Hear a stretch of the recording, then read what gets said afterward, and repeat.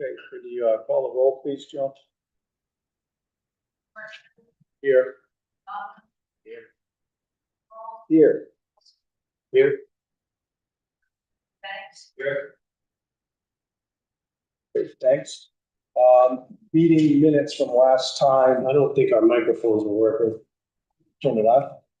Yeah. Hello.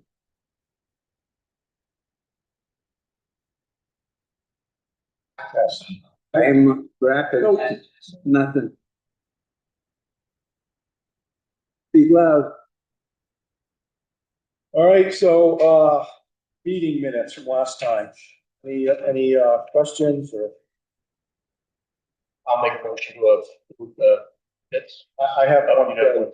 I have one thing. We did ask you to abstain on one of the votes. I don't remember doing that. Remember, I would have done that.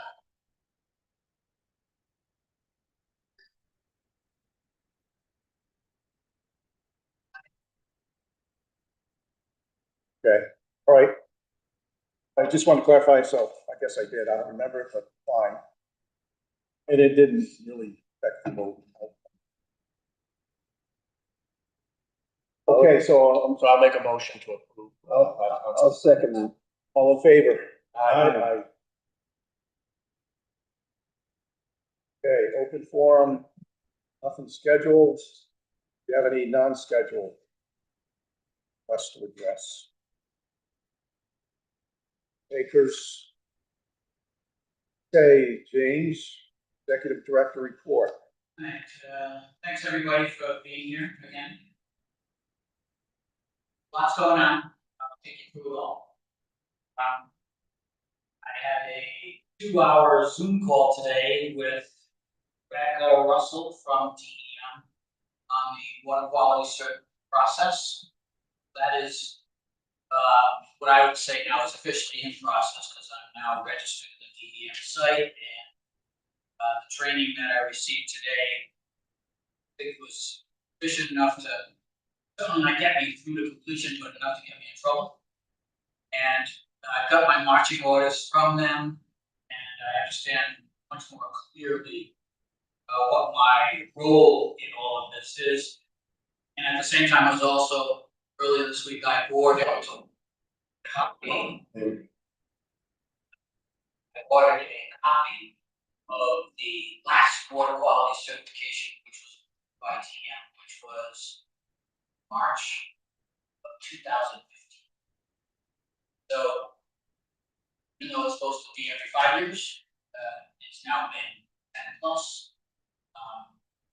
And that is moving, I'll say now moving forward.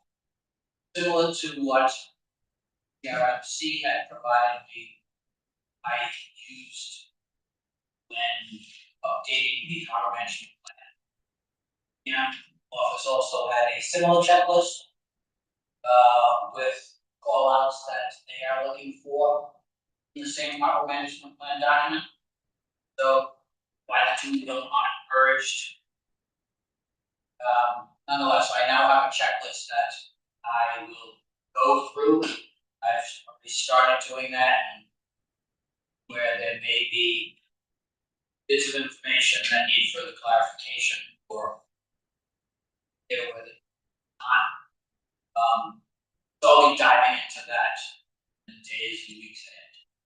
The process itself does require a harbor management plan, is not final approved without the water quality certification process, so they are inextricably linked.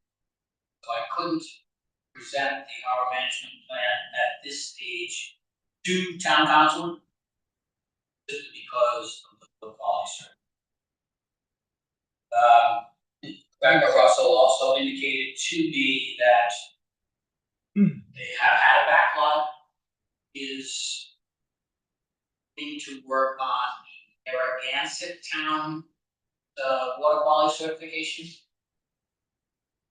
That's been on for just 2 years. What is the water quality? What are we looking for? I don't understand what the water quality is all about. When we had this discussion before. Can you give us a? It's kind of brief. It's not, but the name lies, you know, someone doesn't take a beaker down to the bay, dip it in, take a sample, and bring it back to the lab. There's all the facets of what impacts and influences water quality surrounding our island is captured in the harbor management plan. It's also something that the water quality certification process itself wants to see as well. Harbor best practices. Way that the island has pump out system. There's a certain number of pump outs for every 300, you have to have a pump out for every 300 and 500 vessels. The list is extraordinary. All the different facets of what impacts the water and the quality of the water surrounding the island. Like I said initially, I don't know why CRMC and TEM don't have a checklist and process that ties them together at the start. They operate independently, but they both are looking for a lot of the same. It's not necessarily the quality of the water, it's how we maintain the quality of the water by what we do around it. It's all of that and more based on the different water types and water classifications that are found around the island. As I get further into this, I will certainly spend time to bring up to more understanding. Hopefully, answer your question. We probably call it water quality maintenance. More like what it is. Well, it's a We're paying certification. attention. Yeah, we're paying attention to what's going on around our ecosystem, right, our bay, and how we're affecting it from our island. It's more of a maintenance thing, that we're making sure that we're doing the right things to make sure that everything's protected the way it should be. It's not, but I said to you earlier, so does somebody go down, Yeah. throw a test tube in the water, what do It's we not a do? beaker. It has nothing to do with it. So, progress there. What about the sunset clause? Be outstanding on that? Sunset clause may end up being, depending on the timing of the water quality certification.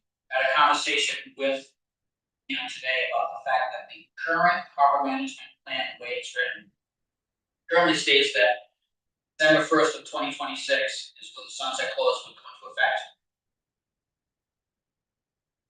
Agreed with me that if it takes them months to get our water quality certification finalized, I would be better off rewriting it so that the plan states sunset clause would be in effect X number of months after approval completion of our harbor management plan. So I said to her, if for instance, the water quality certification in the harbor management plan go through and get signed off by both CRMC and DEM on June 30th. It gives me 5 months. It gives the town 5 months to adopt and implement the sunset clause. And I have been looking for more months than 5 of the activity date of the new harbor management plan. So whether or not CRMC would kick their heels up because it will no longer be December 1st, I don't know.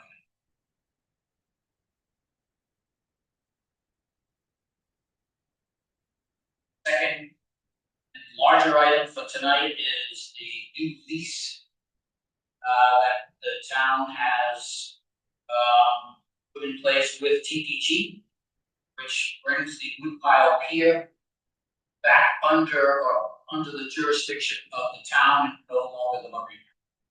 So there are some things that I need to the commission to work on this evening, have conversations about. I don't know if we want to get into that at this point, or if we want to just bring it up as a topic during the meeting. Let's get through the reports and then come Okay. back to it. That's what's going on in my world right now, both water quality cert and the has now become public.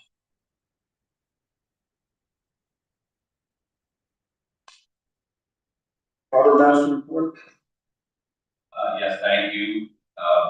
Quiet, obviously, in the harbor right now for us, when the boats are finally, had some repairs done to both boats and to one of the trailers. That's all been completed. There's shrink wrap sitting in the sunshine.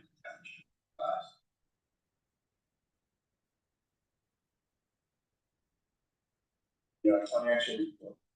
Yeah, I can provide you a copy if you do it. Things look good, I'd say. I have nothing there that's shocking. It's things that, obviously more than what we budgeted for the actions, but our offense.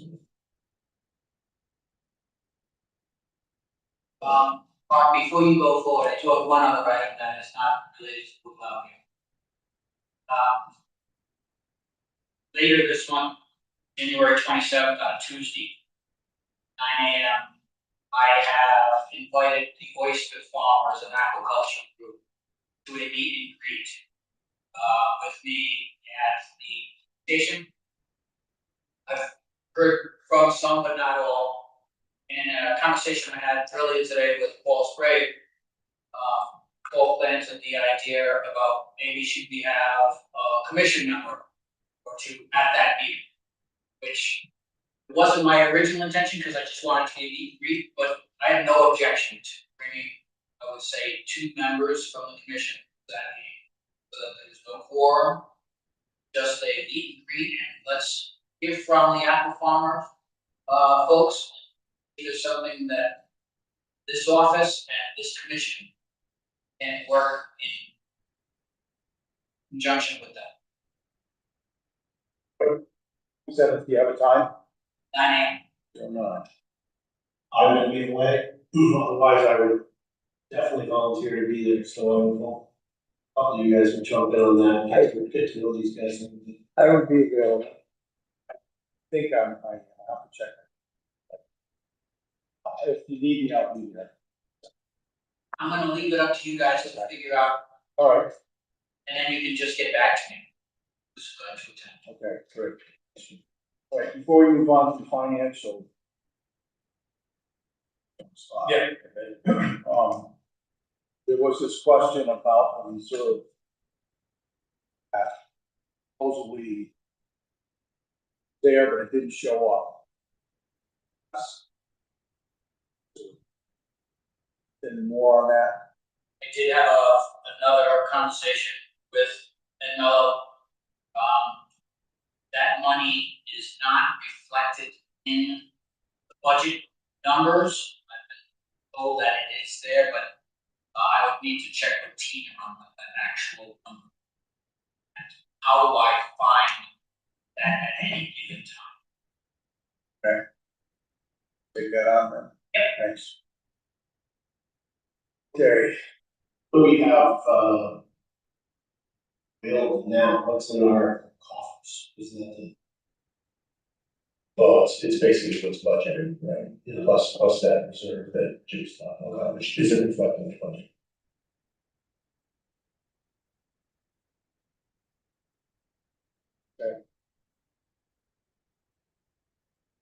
all right, subcommittees, all right, we just have the budget. We'll do that again. Then facilities, I know there's some. discussion here. So I put together a quick little presentation, having discussion in previous meetings about the idea of a touch and go at Fort Denny. And in the packet, there are photographs and there's a little schematic of what it potentially would look like because we're faced with a no on having a fixed pier near the ramp. And the idea for the touch and go that we discussed previously was so that we would have the folks that were launching a boat there would have the ability to tie their boat up somewhere, be able to get back on land, move their vehicle. Some people will launch single-handed, and I think it would be very handy to have. It's safer. It makes it much more user-friendly. But the idea of a fixed pier, even in the float, we kind of got shot down. So came up with this idea. I think it's been discussed before in other conversations, but with the help of my friend Tony Pinero, we kind of came up with this, he helped me put this together actually, because my computer doesn't do this stuff. But the idea would be to have a float which would be attached to the southernmost outfall trio of pilings there. And, by looking at those from shore, there seems to be enough capacity on the piling to put a ring or a chain with rollers to accept a float. And stabilize it there at that outfall piling. The float would run to shore, basically just rest on the beach. And it would be tied off on the beach side to existing blocks that are already there. By chain or whatever method makes the most sense, than having some sort of stairs or access up to that roadway. I think this is probably a little bit more acceptable. I know, Jim, I think, had a conversation with CRMC kind of briefly about it. I'll let him fill in on that, but this would be removed obviously off season. But it would be available for launch of the boat, touch and go. It would be available, obviously to the sailing school as well. Hopefully that would not be, want the access to this to be mainly for people that are launching vessels and not for the sailing school to fully take over. Certainly they can utilize it. There's a few questions about how we would handle the wire that goes from that southernmost outhaul piling going north to the next set of pilings, whether that would remain or whether it would go away. The goal is to not lose outfalls. The southernmost outhaul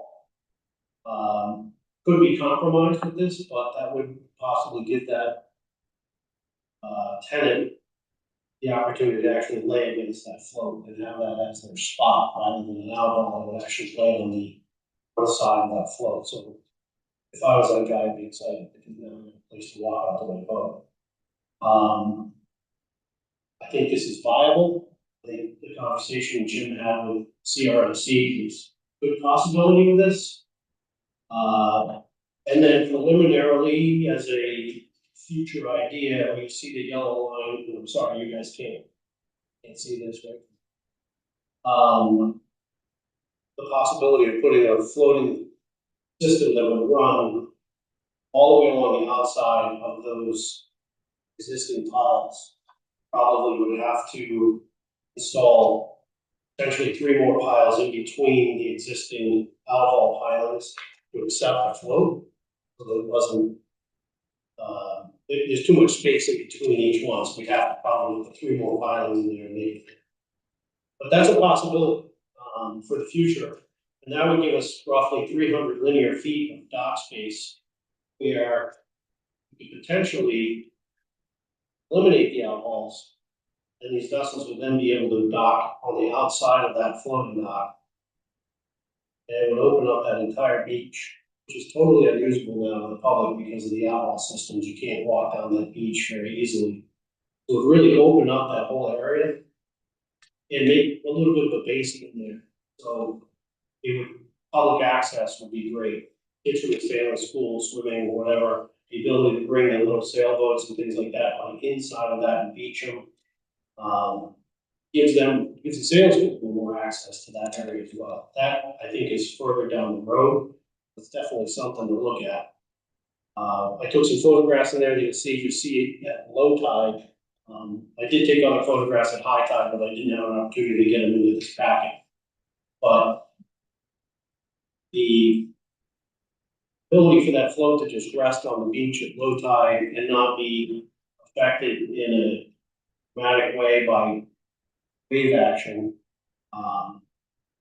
it kind of would just go naturally with the tide and with the wave action, and it would still have accessibility to that beach from walking past it or going around the steps or down the steps on the beach. So it opens up that whole beach area if the outfalls are part of the program. And again, I'll say I'm not trying to take outfalls away from anybody that is not part of the plan or eliminate the access to the people that are already there. It's to try and enhance that experience and make it a little bit better. I know this is in a conservation zone. I'm an advocate to try and potentially, modify that, conservation zone by having it from the south side of that ramp and running outwards. So if you see that where I have that, the two lines that say future channel, that's where we talked about how we're gonna try to direct boats to get into that ramp with deeper water rather than going straight out. Because this is a boating area and it has been for a long time, I think the conservation zone should run south side of that ramp and then continue easterly and then, can come out, but taking this area out of the conservation zone gives us a little bit more ability to utilize it for boating and not have as many restrictions, would make it more accessible for the boating public. And certainly helps make room for some expansion and make it more user friendly, more modern. I've never used it at all. Like, it's okay, if you're used to doing it, sure it's fine. I'd be happy to walk down a float and carry my gear down on a boat rather than have to pull it into the beach. So anyway, that's the idea, and Jim, if you could let the folks know your conversation with CRC on it. Sure. Kind of funny when I first got your request to add this to the itinerary tonight. My first reaction was, oh, Meg's been talking to you. Because on the 1st of December, I had a conversation with Meg about this very same exact concept. And on December 5th, I had heard back from Tom Fitzpatrick, environmental engineer at CRC, when I posed this very concept to him. And again, his first comments were the conservation zone is your #1 hurdle. But he did follow that up with, but there are certain special exceptions. So I asked him to send me a list of special exceptions. He has since done. So those need to be borne through. But at the same time, we have a representative here from the conservation. And I would like to ask Bob, first of all, has the conservation, your knowledge, ever changed conservation type waters away from that type? To my knowledge, no. But it was changed into conservation. Yes. So I'm just wondering if the hope to zone something has been done previously, and at least during your time, or was an attempt made that was denied, which we might learn from something. Yeah, I can for the next meeting, Jim, check back with, people a bit longer than I have on my board, and I've got the contacts and work on the station, check with them. Just, I'll pose that question. Because not only is call it a battle, well, I'm not sure it's a battle, but the fight is not only with CRC, but it's also with folks who are advocates for the conservation zone. So we need all parties to agree that this is what's right for these waters. So I couldn't begin to guess what type or what level of resistance might come from that, but we should at least understand what that might look. I say, I think there's two separate things here we're talking about, changing the classification of water. Getting a floating dock, a small piece of dock for people to tie up to. I think you ought to separate those two things. Take one step at a time. What's the feasibility? To me, that the first thing is the feasibility as far as the Conservation Commission, DEM, and CRMC. Without that all aligned, spinning our wheels, I think. But, and then you got, how much is this thing gonna cost? Who's gonna build it? Who's gonna store it? Is it gonna be, you're not gonna keep it there all winter? I think it's important that long section is not part of. Right, No, yeah, I think we that's- take it one that's step just at a time. That's just a future goal, but I would still ask Bob the same thing, is to have a discussion about potentially opening that conservation zone, taking it away from what has historically been a loading area. I feel that shouldn't be in the conservation zone, so we can discuss that certainly down the road, but it's something that we should think about. As far as this, I agree, but I think you gotta do one thing at a time. correct, as far as this, we're not voting on anything with this. Right, yeah, we're not voting on any of this stuff, there's too much. This is just a, you know, I would call it a pipe dream, it's It's a a conversation. presentation, it's a conversation, but it's certainly, I think it's viable, but conservation or otherwise, the flow shouldn't be that big of a deal, because you have boats floating there anyway, see that that's all that different. But is it, Jim? I mean, with the dog in there, I thought we heard from CRC about going through that list of special exemptions, right? That was a fixed piece. No, even a floating one. No, we were talking about driving pilings on the beach and having somewhat of a fixed pier out to a float, and it was a dead no on putting something permanent there. But this would be removed in the season, Yeah. off season. The attraction here is there's already a pile. Yeah. Which this can be attached. And having something land on the beach. CRC was opposed to that to begin with, but eliminated one of the two arguments that they had against it by fixing it to the existing pile. And the second argument is each itself, Conservation. conservation one versus And But the CRMC was taking that stand because conservation. I recognize this secondary, and that's great, well, with a great fashion, that seems absolutely. That's the way to have, just spend that money, you have to definitely get some positive. Art engineering. Otherwise, it's gonna be replacing. Docks, very big. Well, it is difficult to, imagine that without it being fixed at both ends. Especially during a typical northwest storm. Waves march from the Jamestown Bridge through Dutch and to that cove. I've seen just this past summer, a boat broke off the mooring and ended up high on the rocks into the cove during one of those more significant northwest storms. So there is some pretty significant wave action.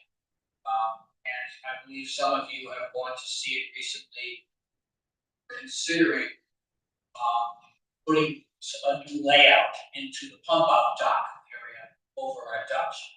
How the water refracts off of the pier and the washing machine action that takes place. And going northwest from that location, and getting here is actually a little more protected.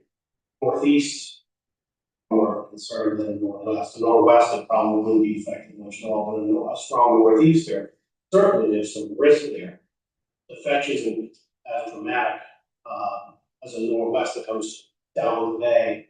You have some protection from that spit of land there, the peninsula comes out for this flow, those conditions. I'm not gonna say we're not gonna get storms, but I would argue that the severity of the storms that we get in the summertime, barring a hurricane, aren't as dramatic as it would be in the winter time. And this would not even be in the water. So yeah, there is some risk, no question. But as the, speaking of Meg Miles, I've had a conversation with another member of the sailing school that I think they have some floats. Because this was something that they had talked about doing, and someone had volunteered to donate some floats to them. Can't guarantee that, but we could ask them, do you have some infrastructure? And if they do, what kind of condition is it in? If we can get approval from CRMC, and we'll give this a shot. If the thing blows up with some used floats, we know that it's not gonna work. Try the experiment, but to say that it won't work because it might blow. These also attachment and removal. So if we know we've got a bad storm coming, it's probably not all that hard to pull out and just get it up on the shore. And just get it out of the water. It should be pretty easy. Town shooting back up, getting on the way, so it can be modular, not a fixed pier, so certainly we can protect it from something. I mean, I'd be more than happy to see that. Sure. If she. Right out. There's something we. Absolutely. I agree. We need to try to protect it, but I think it's less of a risk than an actual fixed pier, and it opens up the opportunity a little bit more just because it's not. I like the idea, I think at this stage of the conversation and as we go forward, we figure out what the sequence of the steps in which we wanna tackle this instead of biting off more than a mouthful. Deciding what step, what comes first, second and third, and putting a plan. Add something to that? Oh, hold on to that. Okay, let's get through this first part. Just hold on, we'll get to you, I promise. So, I agree with what you all said, I kinda like it too. It's worth exploring, I think. Are you guys, Jim and Paul, are you guys ready to take this on? I am for sure. Not quite as fond of it, but I don't think it's a bad idea.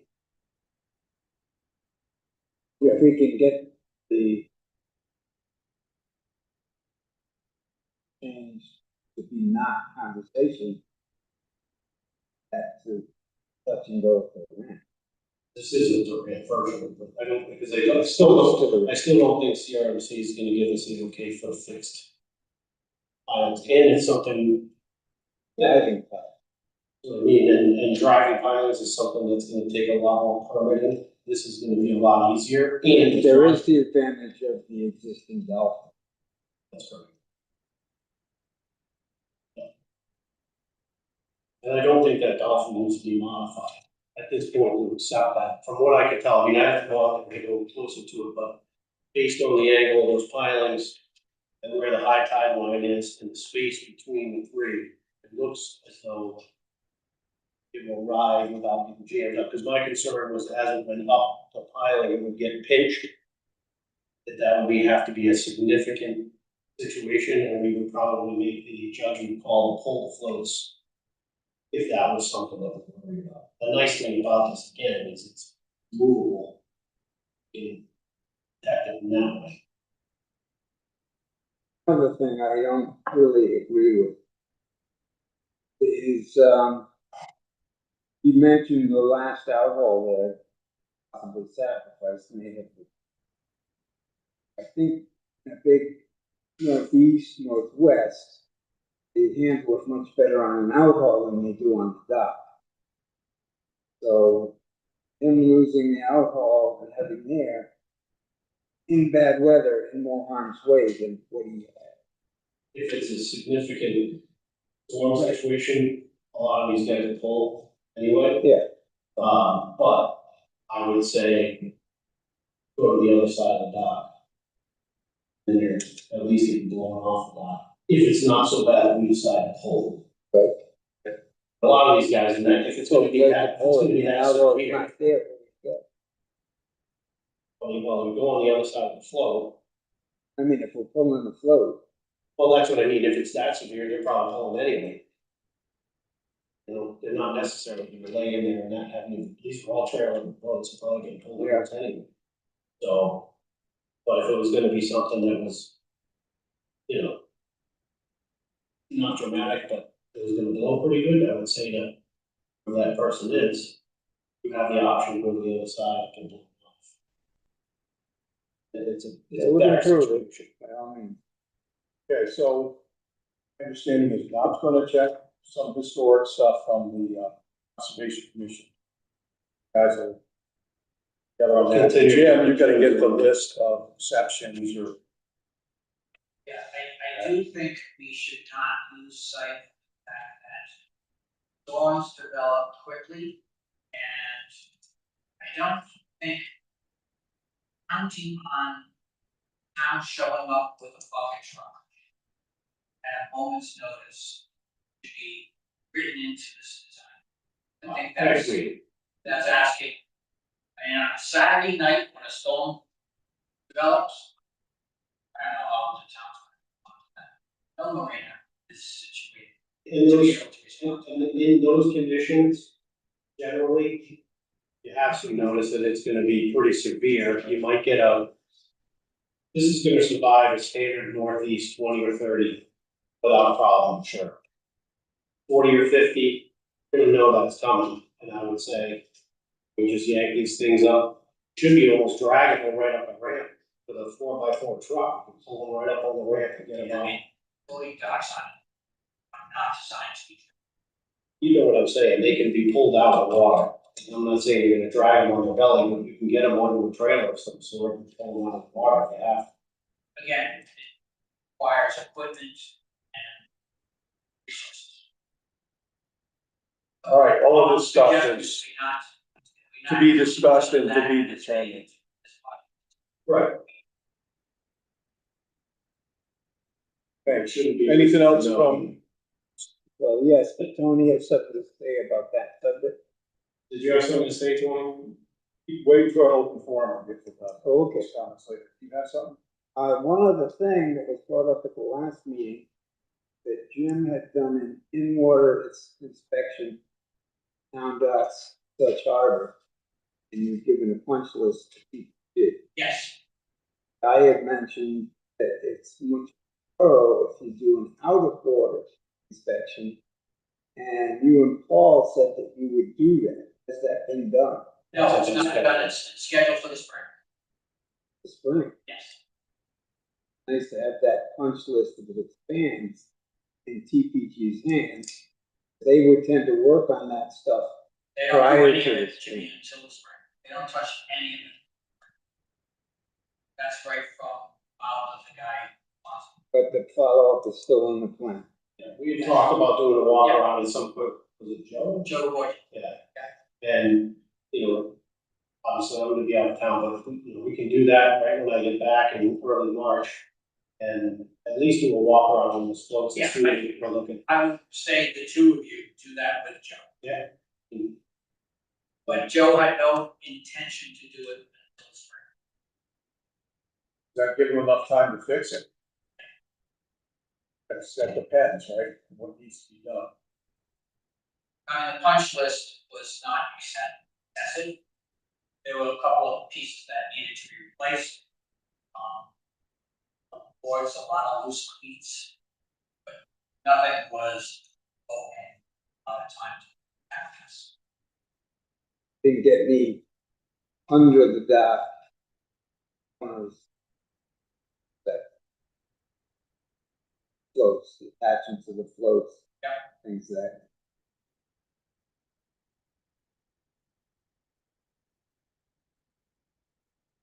Get out facilities.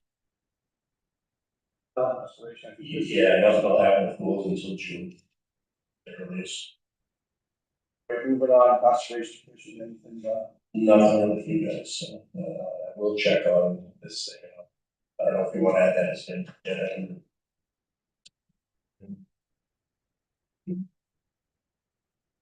yeah, maybe, but. Town council.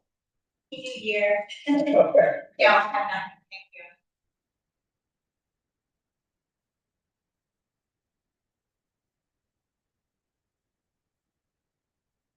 Old business. Management plan, this one's real old. Getting older, but, I think you already talked about that, anything more to add? Okay, we had no correspondence.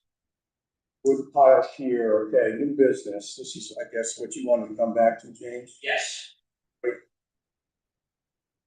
So as I see it, now that the town has responsibility for the woodpile pier again, there are a couple of things that should be, one primarily should need you guys to vote on tonight, and that is rate for per foot for commercial vessels that were on the north side of the wood out there last year, that we will extend this season coming to those vessels first. There were 3 vessels there last year. And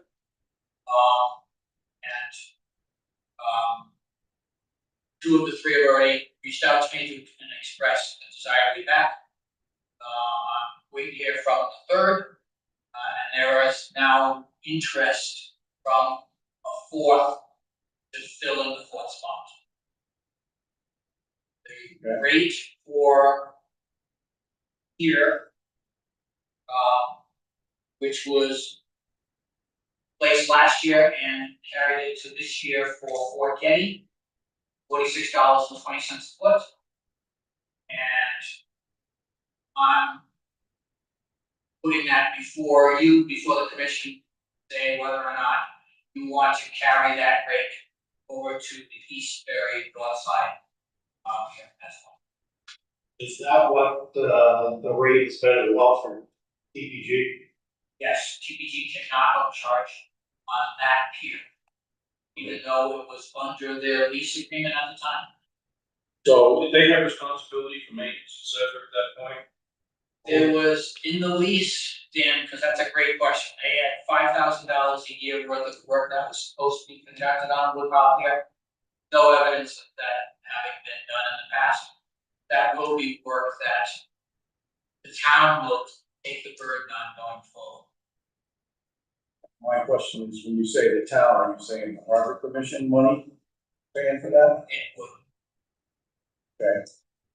So there's something that's not in our budget.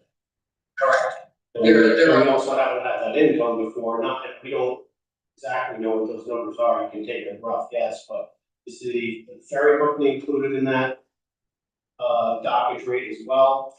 In other words, is that for whatever the ferry company is paying for laying on the Woodpile Pier, is that also going to come to us? Did not in the past, it will not. So we have the Woodpile Pier, where's that money gonna go? If we're in charge of collecting the fees, would the ferry company fees be included in that? Of our purview as well? I was not involved in how the allocation of those funds were used or distributed. It is my understanding that the ferry money is not included in the harbor budget. So perhaps we should petition for that money to be included in our budget so we can get a little more income to make a little more repairs. We're gonna be taking over that, I think it falls on our purview, it falls under that dock, it certainly should be. I don't know what the concrete float means, if that's part of ours as well, if that's included in this recapture. It appears as though it does by the layout that was in the memorandum from Ed Mello, that the concrete float in the Woodpile Pier, now the harbor commission's management. So I would think that income should come into our budget. I'm not gonna disagree, but I don't know that we'll ever have the amount of money we need to take care of that. I agree, but again, if that money's gonna be, if that money's going, It's going somewhere. if it's getting paid at the Woodpile Pier and the harbor commission has jurisdiction over the Woodpile Pier, no, it's the town. But certainly, if we're gonna oversee that infrastructure, we ought to have that. Yeah, especially if Or we're I required can't to maintenance. Yeah.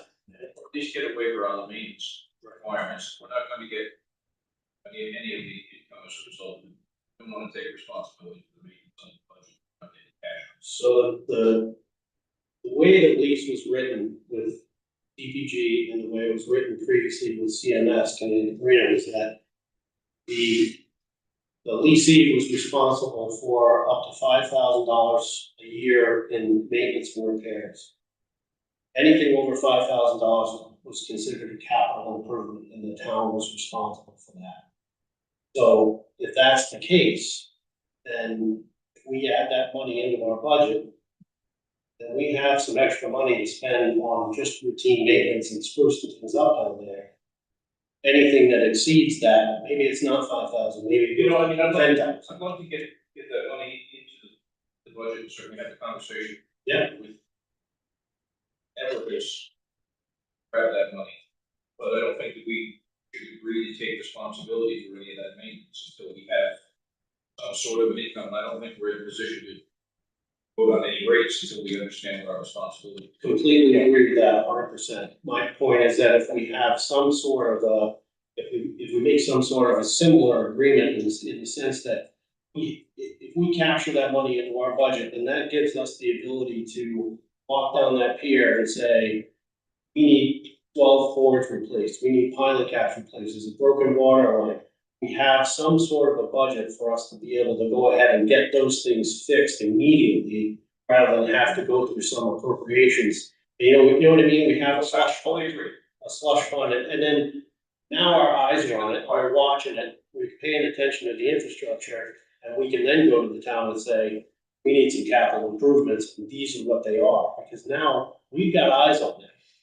And it gives us a little bit more, hands-on, in my opinion, which should fall, partly in the harbor master walking up and down those docks, making sure things are good.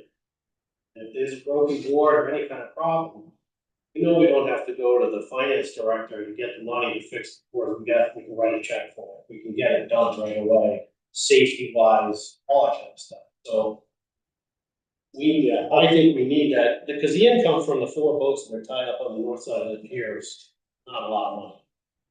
So having the entire thing under our budget, or what comes into our office, helps us to continue to maintain our infrastructure. I don't, that we have the manpower to manage that. Kind of thing.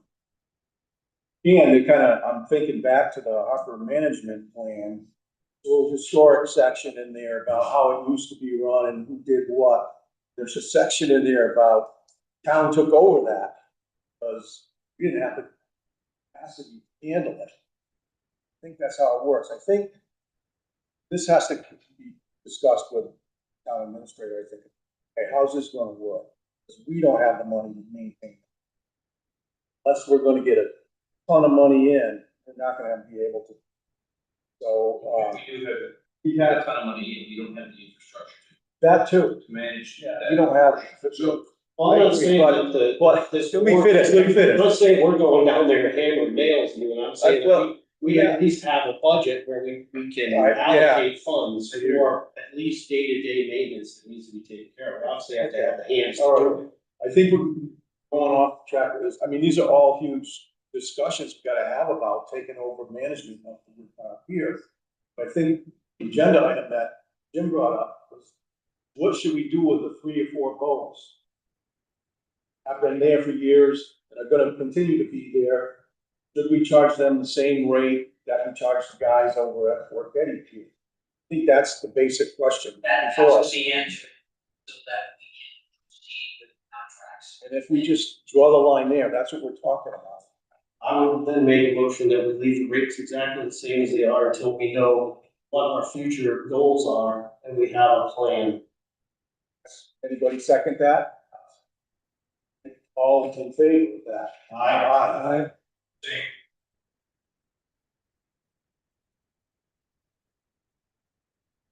All right, Second piece to this is the dock that the fireboat and harbor master boat. This is now also owned by the town. Purchased that from. And you say we. the town Okay, okay, I don't remember who. You The taxpayer. we the commission purchased that. Rather than having them take it away and us incurring the cost of the same owning him. There is space on the south side of that dock, which last year was taken up by a couple of dinghies and a 20-foot rib. I need the commission to determine how to use that space going forward.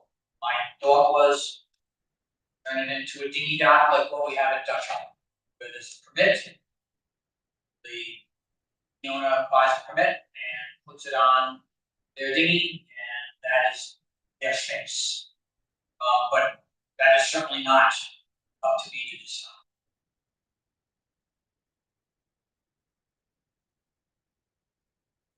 Well, it's a tough spot for commercial. I would advocate for it as commercial.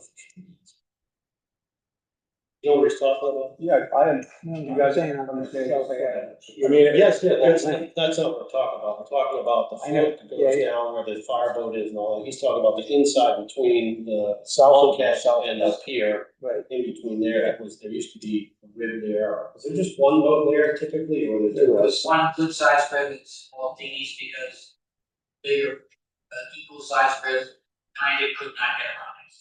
So I can remember previous conversations and heavy conversation about, we need dinghy docks, we need dinghy docks. Well, you know, and Bill will attest, and I think I was telling Jim about, when you look at the basin from the water, where, you know where the steps are that go down, the little beach that's right there. There used to be a dinghy dock there back in the day, and it accommodated, had racks, and accommodated a lot of dinghies, and that went away. So, and that was also back in the day when we all rowed out to our boats. We didn't have launch service necessarily, so I'm all for that. I think it's a fine spot unless, unless it's gonna really upset somebody that has had that spot historically and take a spot away from a guy that's rented it for years and years. I wouldn't wanna do that either. Couple of things. This is not something we're gonna vote on tonight. I just need you to think and then maybe at the next meeting come back with your thoughts on this. Because the only agenda item is the commercial rates for the Woodpile here. But that is something that I need your feedback on. And as far as rack that used to be in that corner on the sand, that's not the town's. No, that's I not- understand. I was just talking about the capacity that used to be there. Okay. The other one quick thing too is in this recapture of the Woodpile Pier and those floats that we purchased, also now responsible to pay to have them all hauled. Correct, Versus it being part of the lease from TPG. correct. Another reason to get some more money in the budget. Yeah, absolutely. Okay, so we checked the box on what was on the agenda. Okay, Yes. we got Yes. that. All right, and subcommittee reassignments, I think we gotta wait until we have the full commission. One more spot, I don't know where we're at on that, and what's been advertised, I know there's people applied. And once we get that final commissioner, then, we ought to, I think, just wait off, take it down the road. And in the line of the next commissioner, Nancy, like to nominate Tony Bear to be on this commission.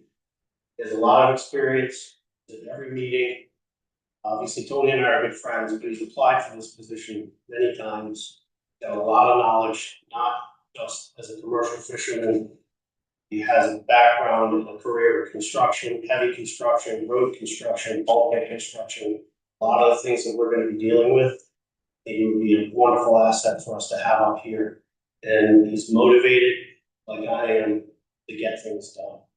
So, put that in. I think, good segue. Tony, you had something to say, this is your. Come on.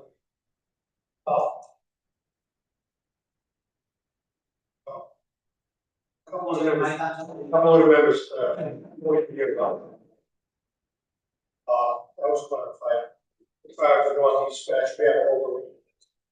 It's asking that northeast.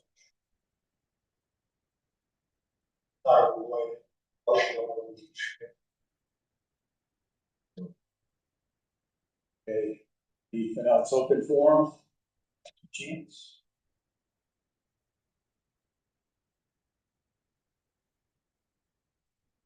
Okay, a lot of stuff, to work on between now and the next meeting. Again, I will be away for, rest of January, February, and first week of March. I'm available by email, phone, any conversations. Definitely available. And I can, Jim, work with you on the facility stuff. Sure. The boss asks. Thank you. Okay, I'll make a motion to adjourn then. all in favor? Aye. Thank you. Thank you, Commissioner. Thank you, Jim.